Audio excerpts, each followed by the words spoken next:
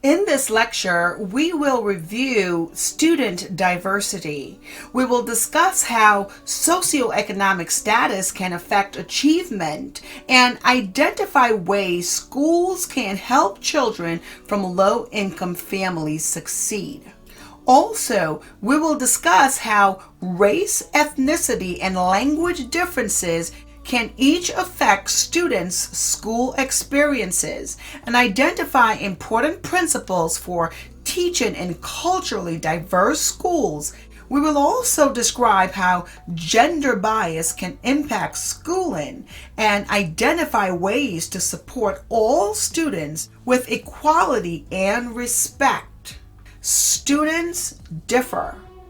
They differ in ethnicity, culture, social class, and home language. They differ in gender. Some have disabilities, and some are gifted or talented in one or more areas.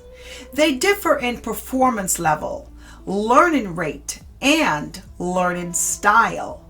Their differences can have important implications for instruction, curriculum, and school policies and practices. One important characteristic in which students differ is social class.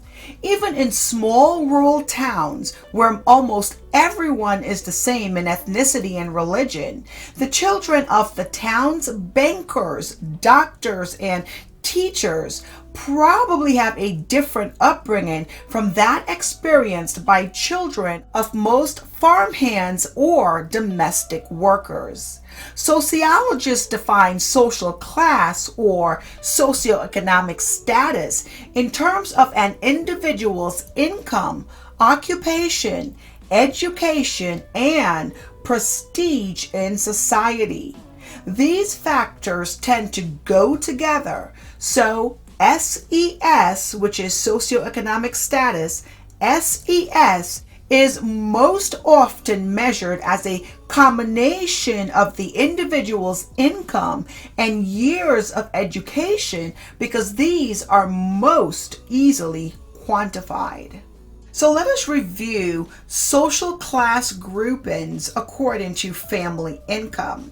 This source is based on data from the U.S. Census Bureau 2013 Annual Social and Economic Supplement to the Current Population Survey.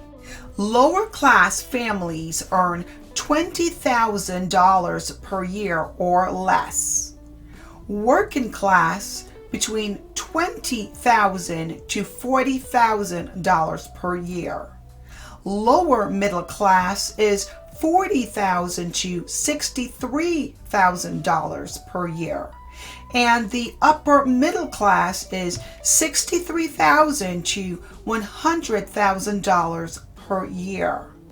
Upper class is $100,000 or more per year, and the top 5% in family income is $186,000 or more per year. So, social class indicates more than level of income and education. Along with social class goes a perceived set of behaviors, expectations, and attitudes which intersect with and are affected by other cultural factors. Students' social class origins are likely to have a profound effect on attitudes and behaviors in school.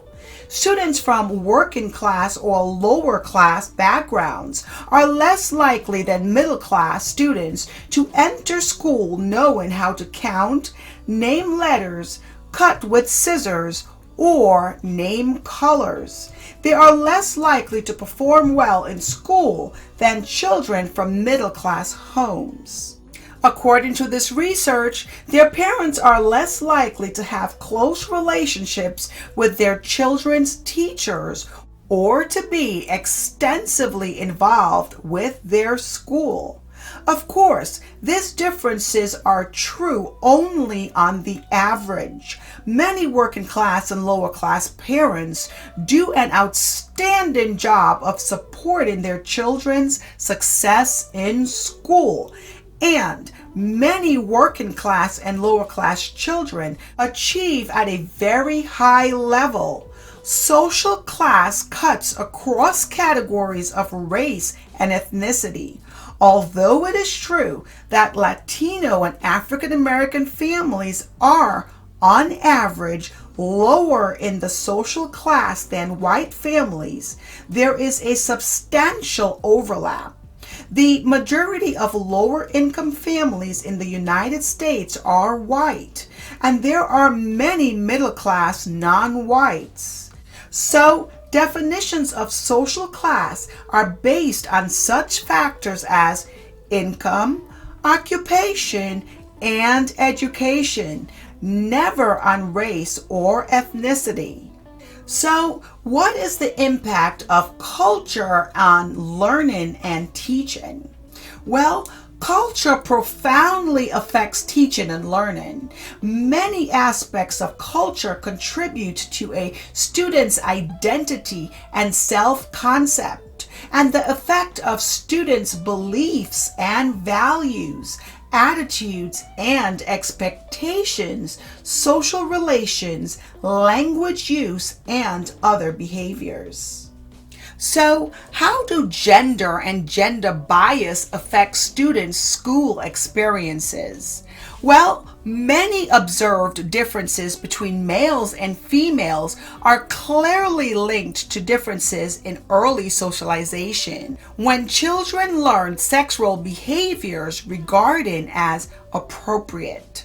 Ongoing research shows very few genetically based gender differences in thinking and abilities. However, gender bias in the classroom, including subtle differences in teacher behaviors towards male and female students, and curriculum materials that contain sex role stereotypes, has clearly affected student choices and achievements. One outcome is the gender gap in mathematics and science, though this gap is decreasing steadily. Now, how do students differ in intelligence and learning styles? Well, students differ in their abilities to deal with abstractions, to solve problems, and to learn. They also differ in many number of specific intelligences, so accurate estimations of intelligence should probably rely on broader performances than traditional IQ tests allow. Therefore, teachers should not base their expectations of students on IQ test scores. Please view my learning lecture video on intelligence and IQ scores. Students differ in their prior learning and in their cognitive learning styles. Individual preferences in learning environments and conditions also affect student achievements.